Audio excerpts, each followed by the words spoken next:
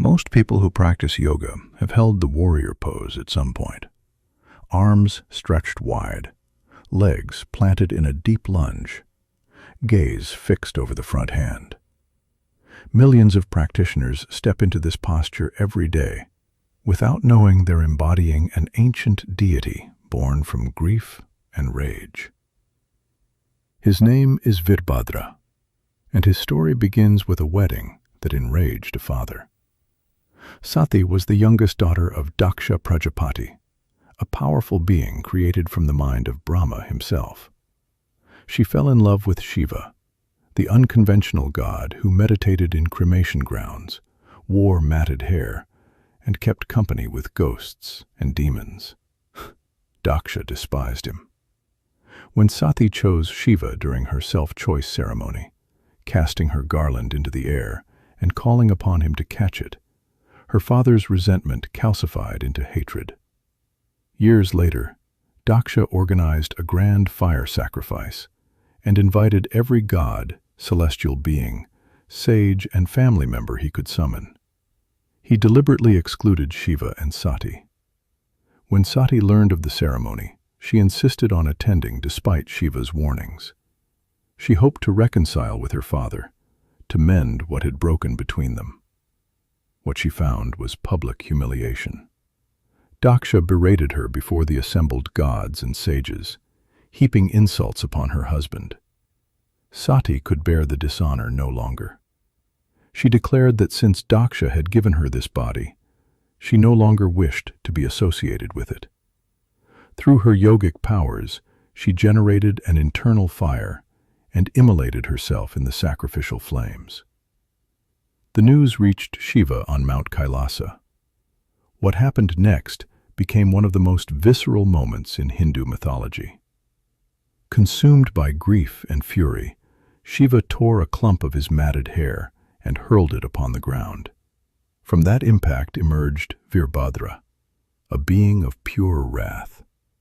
His body stretched to the heavens, dark as storm clouds. 3 blazing eyes burned in his face. 1,000 arms wielded weapons. Serpents coiled around his limbs. Alongside him rose Bhadrakali, born from the goddess's own rage. Shiva gave Virabhadra a single command: spoil the sacrifice of Daksha. The march to Kanakala brought omens that terrified the cosmos. Blood rained from the sky. Meteors streaked across the heavens. Virabhadra's army included demons, ghosts, flesh-eating spirits, and thousands of Shiva's attendants. His chariot was drawn by 2,000 horses and 1,000,000 lions. The sacrifice became a battlefield. Virabhadra's forces uprooted sacrificial posts, scattered ritual vessels into the Ganges, and turned the ceremony into chaos. The gods who tried to intervene suffered terribly. Bhaga, the god of fortune, had his eyes plucked out. Pushan lost his teeth. The sage Brigu had his beard torn away. Yama's staff was broken. Indra was trampled. Even Vishnu entered the fray, and accounts differ on the outcome, though some texts claim Virabhadra swallowed his discus whole. The confrontation ended with Virabhadra beheading Daksha. Some versions say the head was thrown into the sacrificial fire. Others say it was lost entirely.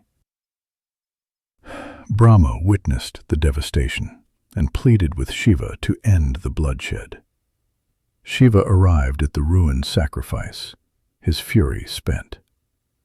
In an act combining justice with mercy, he decided to restore Daksha to life. But the original head could not be found. Shiva placed the head of a goat upon Daksha's body, a symbol of the humility that pride had denied him in life. Daksha rose transformed. He recognized Shiva's supreme nature and became his devoted follower. The other gods bowed in reverence. The sacrifice was completed properly. But Shiva did not stay to celebrate. He walked away carrying Sati's lifeless body, wandering the universe in his grief. Later mythology tells how Vishnu dismembered her remains with his discus, and the places where pieces fell became sacred sites scattered across South Asia. Virabhadra's worship found its strongest home in Karnataka, particularly among the Virashaiva community that emerged in the 12th century. When the Vijayanagara Empire rose to power, temples dedicated to this warrior god proliferated throughout southern India. At Lapakshi in Andhra Pradesh, governors under King Achyuta Deva Raya built a temple in 1530 that remains one of the most spectacular examples of Vijayanagara architecture.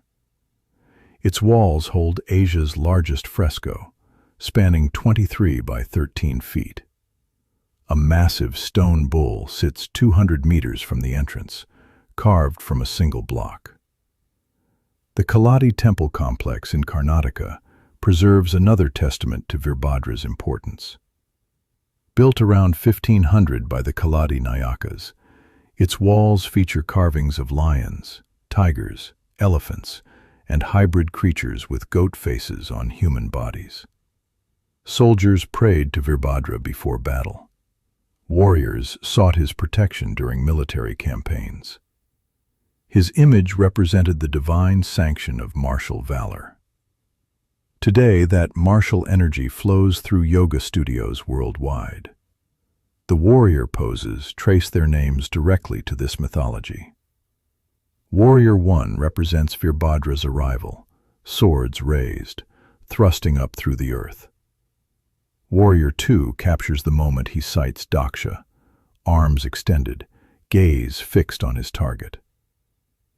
Warrior 3 embodies the swift, decisive strike, body horizontal, perfectly balanced. The symbolic teaching embedded in this sequence carries weight.